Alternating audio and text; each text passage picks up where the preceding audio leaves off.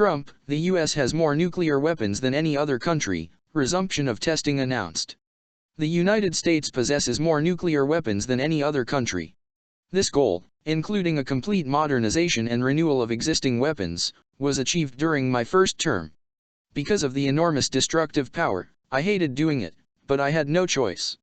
Russia is second and China is third, but it will be tied within 5 years. Thanks to other countries' testing programs, I instructed the War Department to begin testing our nuclear weapons on an equal basis. That process will begin immediately. He writes it on Truth On. President of the United States, Donald Trump. Meanwhile, Israel, remains of 2 hostages handed over. Netanyahu, if foreign forces do not disarm Hamas, we will. The Israel Defense Forces, IDF, said the remains of 2 hostages were transferred to the Red Cross in Gaza after Hamas announced it would hand over the bodies. According to information provided by the Red Cross, 2 coffins containing the deceased hostages have been transferred to their custody and are on their way to IDF troops in the Gaza Strip, said a statement from the Israeli Army and Security Agency. Promising the disarmament of Hamas and the demilitarization of Gaza, Israeli Prime Minister Benjamin Netanyahu said, "If foreign forces do it, great. If they don't, we will.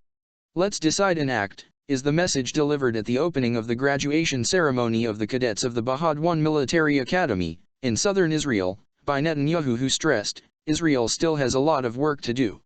If Hamas continues to explicitly violate the ceasefire, it will suffer attacks as powerful as those of 2 days ago and yesterday.